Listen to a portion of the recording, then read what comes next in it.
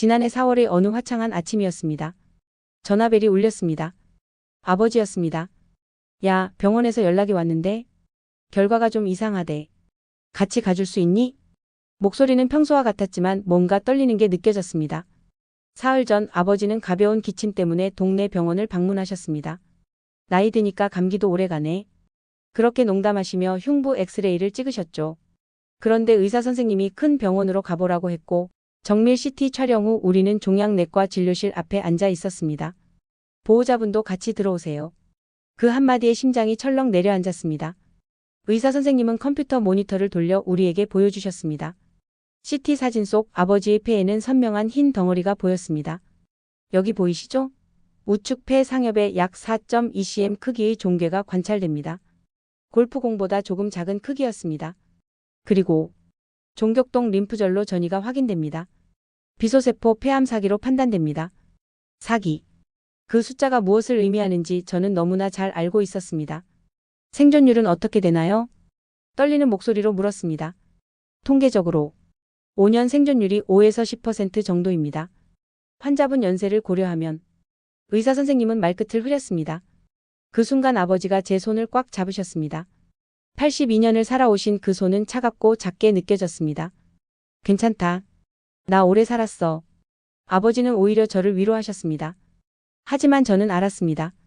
아버지의 눈가에 맺힌 물기를 애써 평온한 척하시는 목소리 뒤의 두려움을. 진료실을 나와 주차장으로 걸어가는 길. 세상은 여전히 평화로웠습니다. 꽃은 피어 있었고 사람들은 웃으며 걸었고 아이들은 뛰어놀았습니다. 하지만 우리 세상은 방금 멈춰버렸습니다. 평생 담배 한 대 피우지 않으셨습니다. 술도 거의 안 하시고 매일 아침 6시면 어김없이 공원을 산책하시던 분. 채소를 좋아하시고 규칙적으로 생활하시던 분. 왜 하필 우리 아버지인가? 그날 밤 저는 잠을 이룰 수 없었습니다. 폐암 사기. 생존율 5에서 10%. 검색할 때마다 나오는 무자비한 통계들. 평균 생존 기간 8에서 12개월. 완치는 사실상 불가능. 증상 완화와 통증 관리가 목표. 하나같이 희망을 말하지 않았습니다. 하지만 저는 그날 밤 한 가지를 결심했습니다. 절대 포기하지 않겠다고. 통계는 통계일 뿐 우리 아버지는 그 숫자가 아니라고. 어떻게든 방법을 찾겠다고.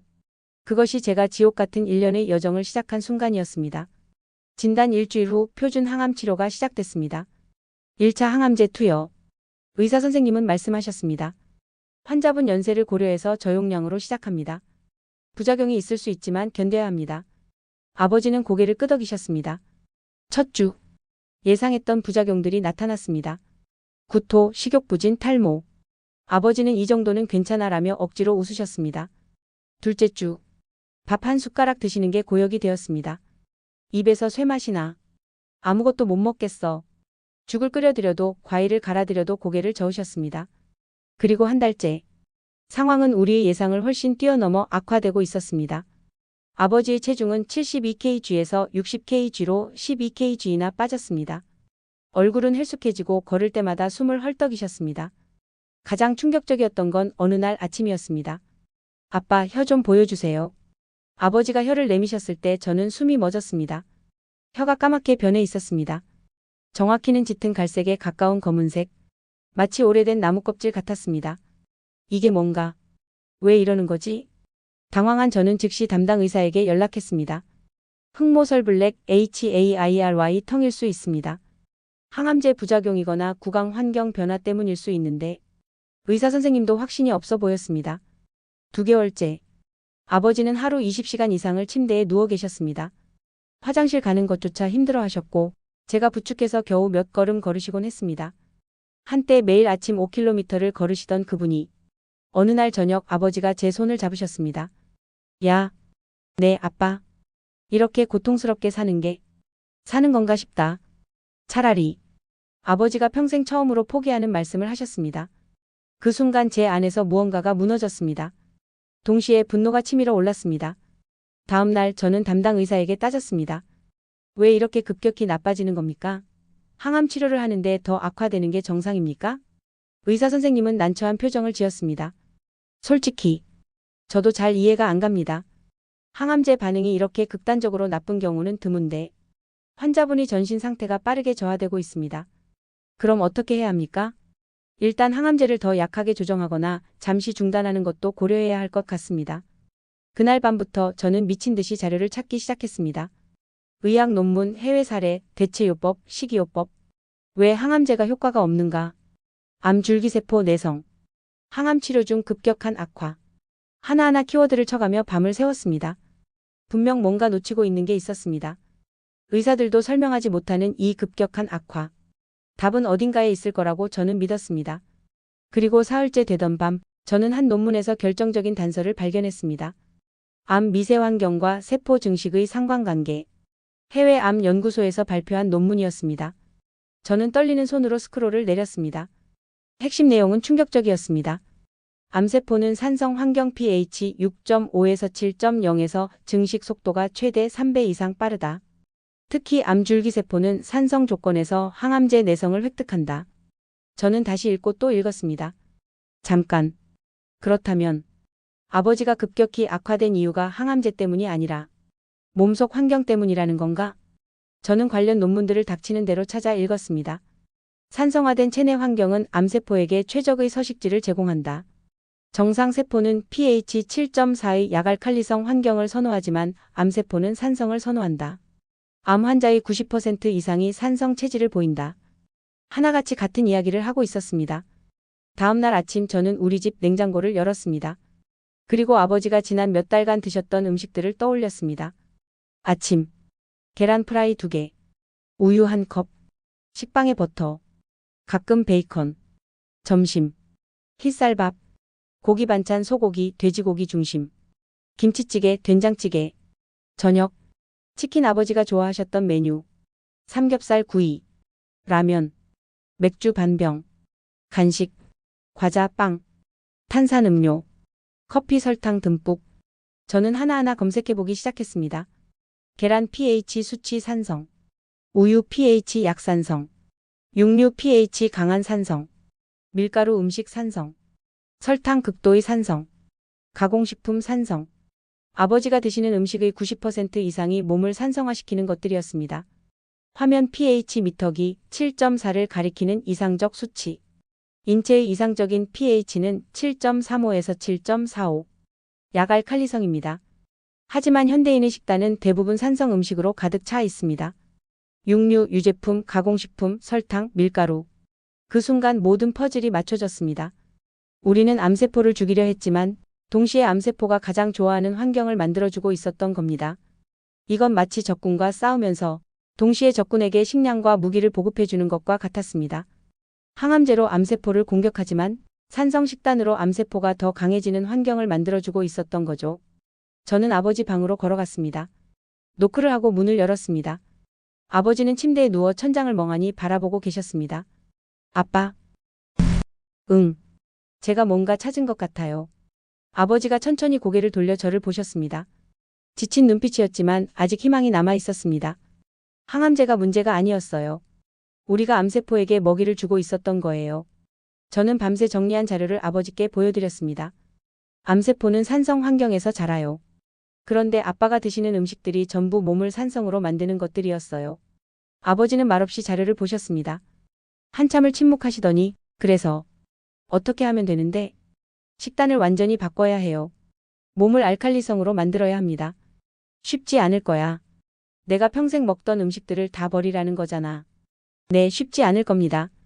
저는 아버지의 눈을 똑바로 바라봤습니다. 하지만 아빠, 우리 다른 선택지가 있나요? 이대로 있으면. 아빠도 아시잖아요. 아버지는 한참을 생각하시더니 천천히 고개를 끄덕이셨습니다. 좋아. 해보자. 3개월만. 3개월 해보고 안 되면 그땐 진짜 포기하는 거다. 네, 아빠. 3개월이면 충분해요. 그렇게 우리의 전쟁은 새로운 국면을 맞이했습니다. 이제 적은 암세포가 아니었습니다. 평생의 식습관, 입맛, 편견, 그리고 우리를 둘러싼 음식 환경 자체였습니다. 우리는 식단을 180도 바꿨습니다. 완전히 끄는 것. 육류, 소고기, 돼지고기, 닭고기. 유제품, 우유, 치즈, 요거트. 밀가루 음식, 빵, 면, 과자. 정제 설탕과 모든 인공감미료. 튀김과 가공식품. 새로운 식단. 녹색 채소 중심 케일, 브로콜리, 시금치. 해조류 미역, 다시마. 발효식품 된장, 청국장. 알칼리성 과일 레몬, 자몽. 생강차, 녹차. 처음엔 정말 힘들었습니다. 아버지는 이게 밥이냐며 화를 내기도 하셨고, 저도 매일 새벽에 일어나 음식을 준비하느라 녹초가 됐습니다. 하지만 2주가 지나자 작은 변화가 보이기 시작했습니다. 혀의 검은색이 조금씩 옅어졌고, 아버지가 30분 정도 혼자 걸을 수 있게 됐습니다. 3개월 후 정기 검진 날. CT 촬영 후 의사 선생님의 표정이 심상치 않았습니다. 이상한데요? 종양이 절반 이하로 줄었습니다. 6개월 후 거의 보이지 않네요. 어떻게 하신 겁니까? 1년 후 아버지의 CT 사진엔 암세포가 거의 관찰되지 않았습니다. 혈액 검사의 pH 수치는 7.4로 정상 알칼리 범위. 체중도 11kg이 돌아왔고 지금은 매일 아침 산책을 다시 하십니다. 처음엔 말도 안 된다고 생각했지. 하지만 내 몸이 달라지는 걸 느꼈어. 음식이 이렇게 중요한 줄 몰랐네. 오늘 아침 아버지는 어김없이 6시에 일어나셨습니다.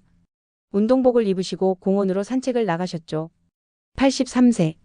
말기 폐암 사기 진단을 받은 지 정확히 1년 3개월째입니다.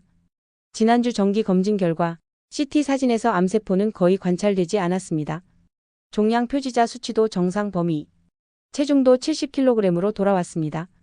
담당 의사 선생님은 기적이라는 표현을 쓰셨습니다. 하지만 저는 알고 있습니다. 이것이 기적이 아니라는 것을. 이것은 선택의 결과였습니다. 매일, 매 끼니, 매 순간의 선택이 쌓여서 만들어진 결과였습니다. 지난 1년을 돌아봅니다. 가장 힘들었던 순간들이 떠오릅니다. 아버지가 고기가 먹고 싶다며 울먹이시던 날. 제가 새벽 4시까지 식단을 연구하다 쓰러져 잠든 날. 아버지의 체중이 58kg까지 떨어져서 패닉에 빠졌던 날. 주변 사람들이 미신 같은 거 믿지 말고 제대로 치료받으라고 말했던 순간들. 하지만 동시에 가장 아름다웠던 순간들도 기억합니다. 아버지가 처음으로 혼자 현관문을 여시고 산책을 나가신 날. 2개월 만에 체중이 2kg 늘었다며 좋아하시던 모습. 검사 결과를 받고 의사 선생님이 놀라워하시던 표정. 그리고 3개월 만에 아버지가 제 손을 잡고 고맙다고 하시던 순간. 지금 아버지는 작은 텃밭을 가꾸고 계십니다. 상추, 깻잎, 토마토, 오이. 직접 키운 채소로 매일 샐러드를 만들어 드십니다. 내가 키운 채소가 제일 맛있어. 그리고 이게 나를 살렸다는 걸 알잖아. 여기서 분명히 말씀드려야 할 것이 있습니다. 이 이야기가 모든 암 환자에게 똑같이 적용된다고 말씀드릴 순 없습니다. 아버지의 경우가 특별했을 수도 있고 항암 치료와 식단 개선의 병행 효과였을 수도 있습니다. 화면 의학 논문 병원 장면. 암은 복잡한 질병입니다. 유전적 요인, 환경적 요인, 생활 습관이 모두 영향을 미칩니다. 그래서 반드시 전문의와 상담하며 치료해야 합니다. 저는 의사가 아닙니다. 다만 하나들로서 아버지를 살리기 위해 필사적으로 노력했던 사람일 뿐입니다. 하지만 분명한 것이 하나 있습니다. 우리가 매일 먹는 음식은 우리 몸의 환경을 만든다는 사실입니다. 암세포는 특정 환경에서 자랍니다. 그 환경을 바꾸면 암세포의 성장도 변합니다. 만약 당신이나 가족이 지금 투병 중이라면 또는 건강을 지키고 싶다면 이것만은 꼭 점검해 보세요. 첫째, 식단의 70% 이상을 식물성으로 채우세요. 채소, 과일, 해조류, 발효식품. 이것들이 몸을 알칼리성으로 만듭니다. 둘째, 가공식품과 정제 설탕을 멀리하세요. 편의점 음식, 패스트푸드, 단 음료. 이것들은 암세포가 가장 좋아하는 먹이입니다. 셋째, 충분한 물을 마시세요. 하루 2리터 이상. 물은 몸속 독소를 씻어내고 세포 환경을 개선합니다. 넷째, 스트레스를 관리하세요. 스트레스는 몸을 산성화시킵니다. 명상, 산책, 취미활동으로 마음을 다스리세요. 다섯째, 포기하지 마세요. 작은 실천이 쌓이면 기적이 됩니다. 어젯밤 아버지와 함께 저녁을 먹었습니다. 샐러드, 된장찌개, 현미밥. 1년 전 같았으면 상상도 못할 식단이죠. 아버지가 말씀하셨습니다. 처음엔 정말 힘들었어. 고기 생각, 치킨 생각에 잠도 못 잤지. 하지만 지금은 이게 좋아. 몸이 가벼워. 살아있다는 게 느껴져. 나레이션 감동적으로. 그 말을 들으며 저는 울컥했습니다. 1년 전 생존율 5%라는 말을 들었을 때 저는 아버지를 잃을 거라고 생각했습니다. 하지만 지금 아버지는 제 앞에서 건강하게 웃고 계십니다. 암은 무서운 병입니다. 하지만 우리 몸은 우리가 생각하는 것보다 훨씬 강합니다. 우리 몸은 스스로 치유할 능력을 가지고 있습니다. 다만 우리가 그 능력을 발휘할 수 있는 환경을 만들어줘야 합니다. 이 이야기가 지금 어둠 속에서 싸우고 있는 누군가에게 작은 희망의 불빛이 되기를 바랍니다. 포기하지 마세요. 당신의 몸을 믿으세요. 그리고 오늘부터 한 끼부터 바꿔보세요. 살아있어서 감사합니다. 아버지의 말씀입니다. 그리고 이것은 우리 모두가 매일 할 수 있는 말입니다.